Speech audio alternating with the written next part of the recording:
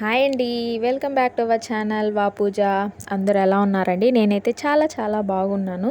చాలా డేస్ అయిపోయింది కదా లాంగ్ వీడియో షూట్ చేసి కానీ పోస్ట్ చేసి కానీ చాలా డేస్ అయిపోయింది నాకైతే.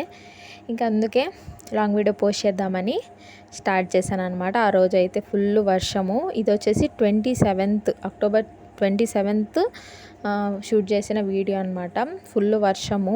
ఇంకా తిరుపతిలో అయితే మార్నింగ్ నుంచి పడతానే ఉందండి. చిన్న తుంపరగాన పడతానే ఉంది. అసలు ఆగనే లేదనమాట. క్లైమేట్ అసలు చాలా కూల్ అయిపోయింది. ఇంకా కూల్ క్లైమేట్లో నాకు హాట్గా బిర్యానీ తినాలనిపించింది. ఇది బిర్యానీ అనుకోవచ్చు, పులావ్ అనుకోవచ్చు, ఏమన్నా అనుకోవచ్చు. పులావే అనమాట. బేసిక్గా దమ్ బిర్యానీ టైప్ చేయలేదు, పులావ్లా చేశాను అనమాట. చాలా బాగా వచ్చింది పులావ్ అయితే. ఇంకా కాంబినేషన్గా చికెన్ కర్రీ చేశాను అనమాట. ఎందుకంటే రైతా నేను తినకూడదంట, చల్లవంట. ఇంక అందుకనేసి చికెన్ కర్రీ చేసుకున్నాను కాంబినేషన్కి. కేజీ చికెన్ తెచ్చుకున్నాను. ఇంకా దాంతోనే కొంచెం 1/4 kg ఎత్తేసి ఇది కర్రీ చేశాను అనమాట, కొంచెం పులుసులాగా. ఇంకా అంతే అనమాట. ప్రాసెస్ అనేది స్టార్ట్ చేసేసాను. అసలు నేనైతే ఫుల్ కంప్లీట్ డీటెయిల్ రెసిపీ పెడదాం అనుకున్నాను. కాకపోతే అసలు షూట్ చేసిన సగం క్లిప్స్ ఎగిరిపోయినాయి. ఎందుకు ఎగిరిపోయినాయి కూడా అర్థం కావట్లేదు. వీడియో ఎడిట్ చేద్దామని తీసినప్పుడు సగం వీడియోస్ అన్నీ ఎగిరిపోయినాయి.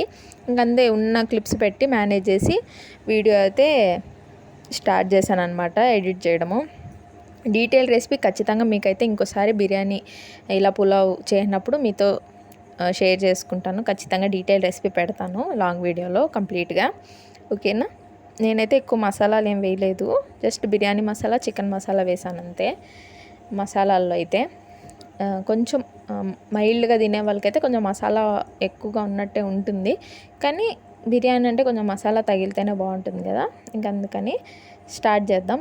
నేనైతే జస్ట్ ప్రస్తుతానికి వాయిస్లోనే చెప్పేస్తాను ఎలా చేశాను అనేసి. నెక్స్ట్ టైం వీడియోలో డీటెయిల్ రెసిపీ చూపిస్తానండి. నేనైతే 3/4 kg దాకా చికెన్ తీసుకున్నాను. దానికి ఒక 1.5 గ్లాస్, 1/4 kg గ్లాస్ ఉంటుంది కదా, 3/4 kg సేమ్ చికెన్ ఎంతో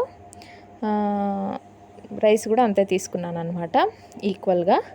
ఇంకా ఫస్ట్ వచ్చేసి ఆయిల్, కొంచెం నెయ్యి వేసేసి గరం మసాలా స్పైసెస్ ఉంటాయి కదా, చెక్క, లవంగం, ఇలాచి, ఇంకొచ్చేసి బిర్యానీ ఆకు వేసేసి ఫ్రై చేసుకున్న తర్వాత ఆనియన్స్ ఉంటాయి కదా, అవి స్లైసెస్లా కట్ చేసుకోవాలి. కట్ చేసుకొని అవి గోల్డెన్ బ్రౌన్ కలర్ అవ్వాలండి. ఇదైతే మస్ట్ అనమాట. పులావ్స్ కానీ బిర్యానీస్ కానీ దేనికైనా ఆనియన్స్ ఎప్పుడు గోల్డెన్ బ్రౌన్ కలర్కి వెళ్తేనే టేస్ట్. అలా చేసుకుంటేనే టేస్ట్ అనమాట. ఇదైతే ఖచ్చితంగా మీరు ఈ టిప్ ట్రై చేయండి. చాలా బాగా వస్తుంది పులావ్స్ కానీ బిర్యానీస్ కానీ. ఇంకా గోల్డెన్ బ్రౌన్ కలర్ అయిన తర్వాత నేనైతే అందులో ఇంకా మిగిలిన ఇంగ్రీడియంట్స్ ఉంటాయి కదా, అల్లం వెల్లుల్లి పేస్ట్, కొత్తిమీర, పుదీనా వేసి ఫ్రై చేసుకొని, టమోటాస్ కూడా వేసుకొని ఫ్రై చేసుకున్న తర్వాత చికెన్ వేసేసి ఇంకా మిరప్పొడి, ధనియాల పొడి, కొంచెం పసుపు, ఉప్పు అండ్ కొంచెం చికెన్ మసాలా, కొంచెం బిర్యానీ మసాలా వేసాను అంతే అండి. ఇంకేం మసాలాలు వేయలేదు. ఇంకా అవన్నీ కొంచెం నూనె కొంచెం పైకి తేలిన తర్వాత చికెన్లో నుంచి తర్వాత ఇంకా బియ్యము, వాటర్ కూడా వేసేసి 1 గ్లాస్ రైస్కి నేనైతే సోనా మసూరి రైస్తోనే చేశాను, బాస్మతి రైస్ కాదు. ఇంక 1 గ్లాస్ రైస్కి 2 glasses వాటర్ అనమాట. ఇంకా అంతే. ఇంకా 1.25 వేసాను కాబట్టి 3/4 గ్లాస్కి ఒక 1 గ్లాస్ పోసేసి ఇంకో 1/4 గ్లాస్ పోసాను అనమాట. ఇంకా అలా పోసేసిన తర్వాత ఒక నిమ్మకాయ పిండేసి ఇంకా కుక్కర్ విజిల్ పెట్టాను, 2 విజిల్స్ పెట్టాను అనమాట. అంతే అండి. 2 విజిల్స్ తర్వాత ఆఫ్ చేసేసి కొంచెం చల్లబడిన తర్వాత సర్వ్ చేసుకుంటే మన పులావ్ రెడీ అనమాట. ఇంకా ఆ రోజే మనకి మీషో ప్రోడక్ట్స్ వచ్చాయన్నమాట. ఇది వచ్చి సోప్ స్టాండ్. దీనికి సంబంధించిన షార్ట్ కూడా నేను పోస్ట్ చేశాను షార్ట్స్లో, వెళ్ళి చెక్ చేయండి. ఆ షార్ట్కి లింక్ అని కమెంట్ చేస్తే మీకు లింక్ అనేది వచ్చేస్తాను అనమాట. చాలా బాగుంది స్టాండ్ అయితే. ప్లాస్టిక్ క్వాలిటీ చాలా బాగుందండి.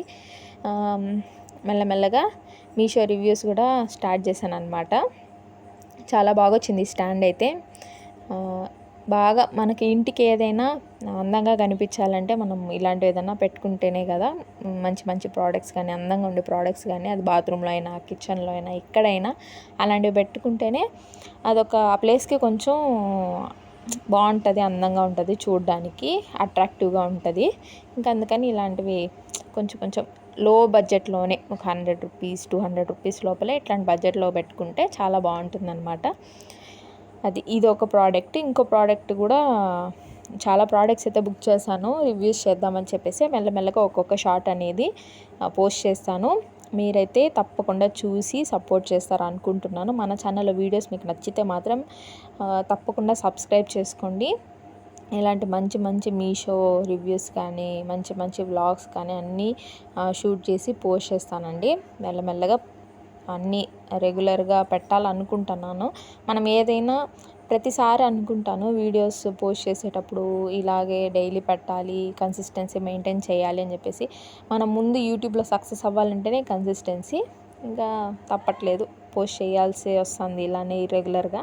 మెల్లగా వద్దాం, చూద్దాం మనకి ఎప్పుడు అన్నీ సెట్ అవుతుందో. ఇదైతే ఇంకో మీషో ప్రోడక్ట్ అనమాట.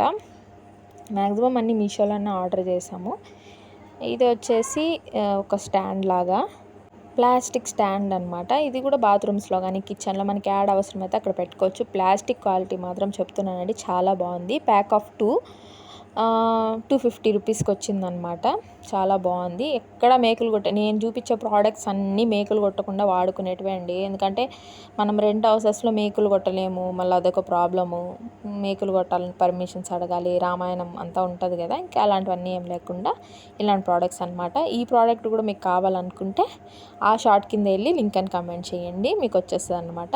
నెక్స్ట్ వచ్చేసి ఈవినింగ్ కాఫీ తాగాను. ఇంకా స్నాక్స్ అయితే బొరుగులు ఫ్రై అనమాట. ఈ రెసిపీ కూడా నేను మీకు చూపిస్తాను తొందరలో. అండ్ నెక్స్ట్ వీడియోతో కలుసుకుందాం. Thank you so much.